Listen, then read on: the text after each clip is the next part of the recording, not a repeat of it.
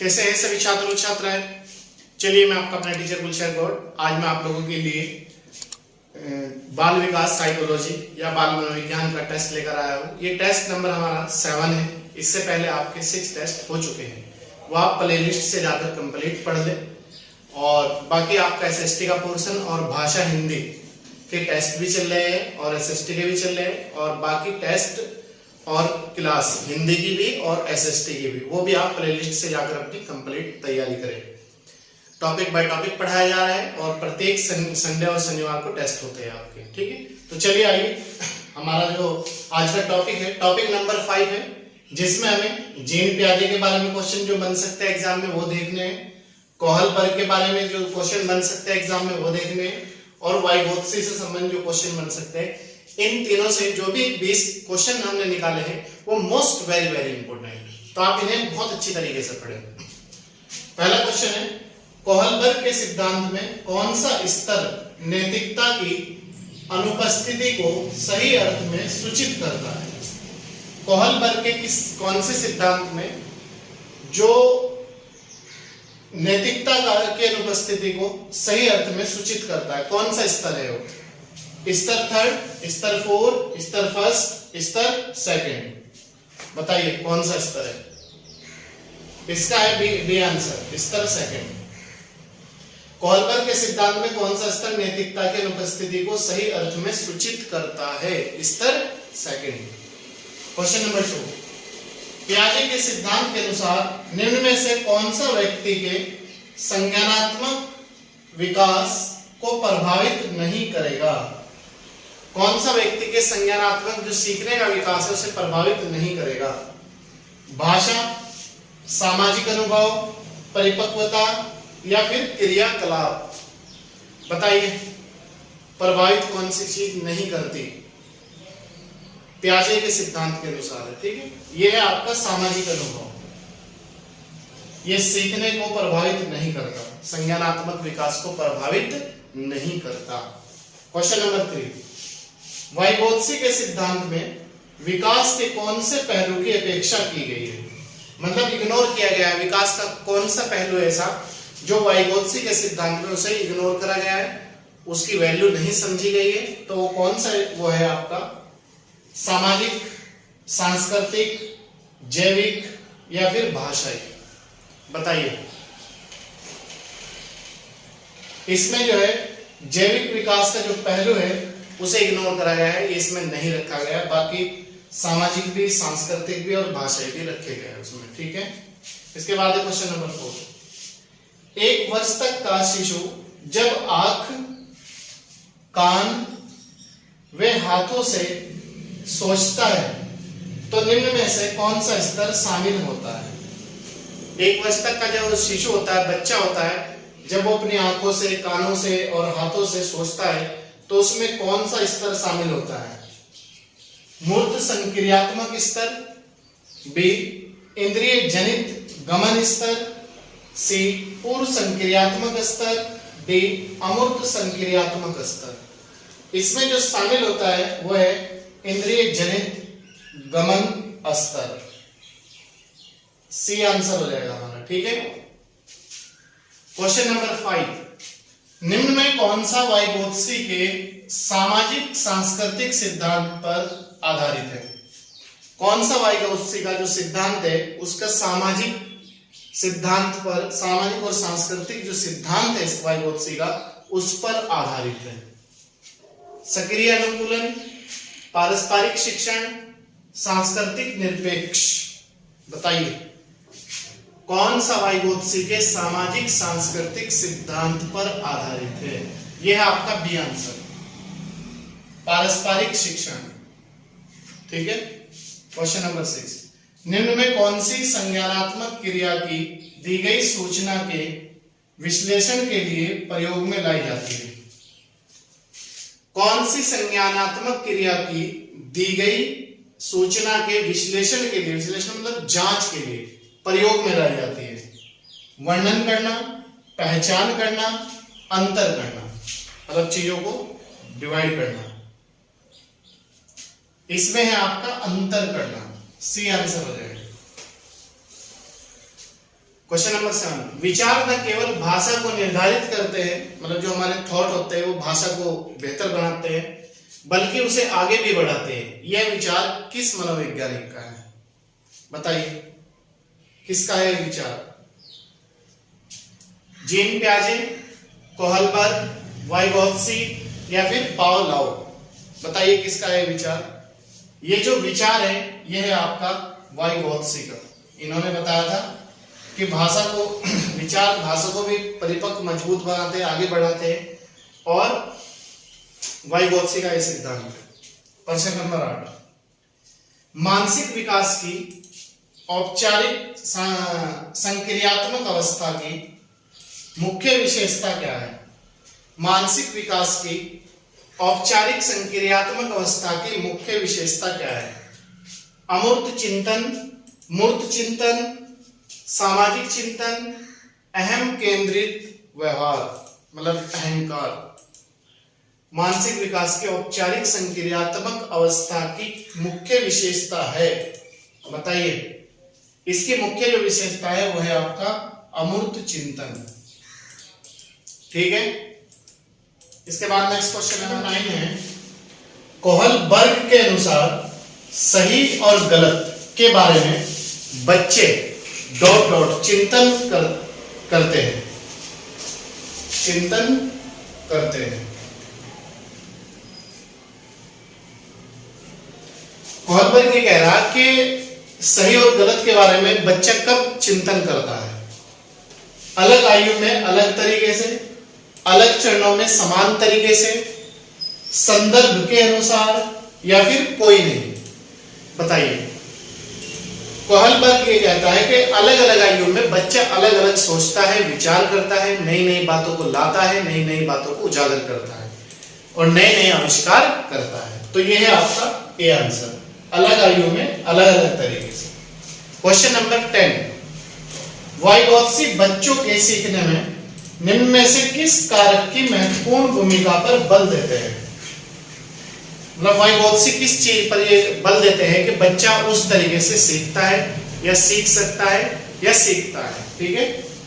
सामाजिक, आनुवांशिक, नैतिक या फिर शारीरिक?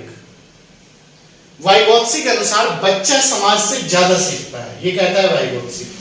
वो अपने आसपास के एनवायरनमेंट से ज्यादा सीखता है, ज्यादा कैच करता है चीजों को। नेक्स्ट है क्वेश्चन नंबर 11, कोहलबर्ग के अनुसार शिक्षक बच्चों के नैतिक मूल्यों का विकास कर सकता है। कोहलबर्ग कह रहे कि एक अच्छा अध्यापक बच्चों के नैतिक मूल्यों का विकास कर सकता है धार्मिक शिक्षा के महत्व को देकर, नैतिक मुद्दों पर आधारित चर्चाओं में उन्हें शामिल करके, सी व्यवहार के स्पष्ट नियम बनाकर। तो बताओ एक अच्छा शिक्षक नैतिक मूल्यों में कब विकास कर सकता है बच्चों में? वो कर सकता है नैतिक मुद्दों पर आधारित चर्चाओं में बच्चों को शामिल करके। चर्चाओं में चर्चा परिचर्चा की जानी चाहिए, मुद्दे होने चाहिए, टारगेट होने चाहिए, टॉपिक होने चाहिए, तभी बच्चा एक नैतिक मूल्यों को बेहतर बना सकता है। क्वेश्चन नंबर 12, पियाजे के अधिगम के संज्ञानात्मक सिद्धांत, याद रखना अधिगम का जो संज्ञानात्मक सिद्धांत है वो किसने दिया था? पियाजे ने। के अनुसार वह प्रक्रिया जिसके द्वारा संज्ञानात्मक संरचना को संशोधित किया जाता है ... कहलाती है। पियाजे के अधिगम के संज्ञानात्मक सिद्धांत के अनुसार वह प्रक्रिया जिसके द्वारा संज्ञानात्मक संरचना को संशोधित किया जाता है ... कहलाती है। प्रत्यक्षण, समायोजन, समावेशन, स्कीमा। बताइए क्या कहलाती है? वो कहलाती है समावेशन। सी आंसर हो जाएगा। क्वेश्चन नंबर 13, कोहलबर्ग के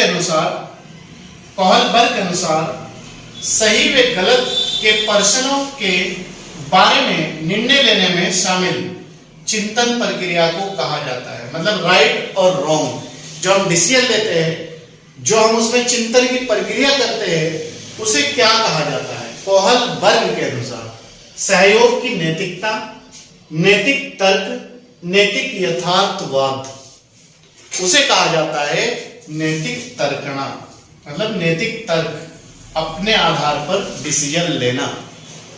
क्वेश्चन नंबर 14, पियाजे के अनुसार संज्ञानात्मक विकास के किस चरण पर बच्चा वस्तु स्थायित्व को प्रदर्शित करता है?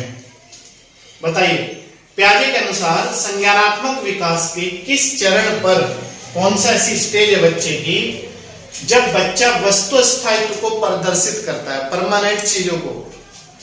मूर्त संक्रियात्मक चरण, पूर्व संक्रियात्मक चरण, औपचारिक संक्रियात्मक चरण। बताइए कौन सी ऐसी अवस्था है? यह है आपकी पूर्व संक्रियात्मक चरण। ठीक है। क्वेश्चन नंबर 15, बच्चे दुनिया के बारे में अपनी समझ का सर्जन करते हैं, यह सिद्धांत किसका है? मतलब कौन कहता है कि बच्चे पूरे दुनिया और विश्व के बारे में अपनी समझ और अपनी चीजों का निर्माण खुद करते हैं? कौन कहता है इसे? जीन पियाजे, पावलोव, कोहलबर्ग या फिर कोई नहीं? बताइए कौन कहता है इस चीज को?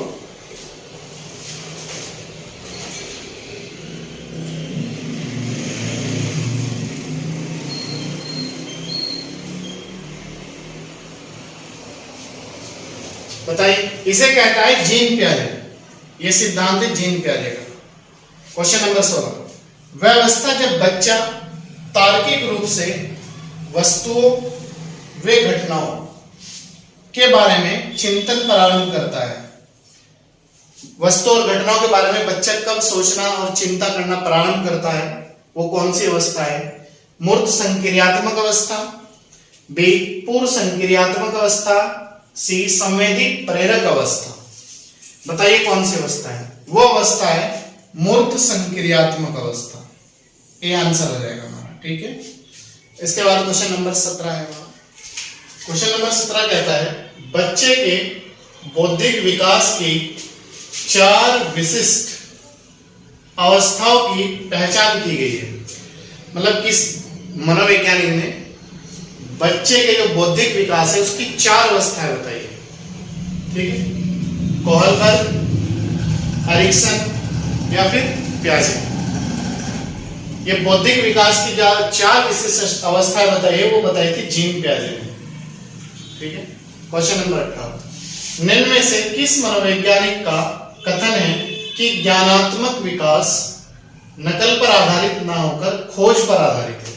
मतलब जो ज्ञान है वो कहते हैं कि वो नकल पे आधारित नहीं है, वो खोज पे आधारित है। ये किसने कहा है? जीन पियाजे, पावलोव या फिर मैस्लो ने? बताइए किसने कहा था कि ज्ञानात्मक विकास नकल पर आधारित ना होकर खोज पर आधारित है? ये कहा था जीन पियाजे ने। ये आंसर है हमारा। क्वेश्चन नंबर 19, किसने बच्चों की अंतःक्रिया को विकास का मूल आधार माना है?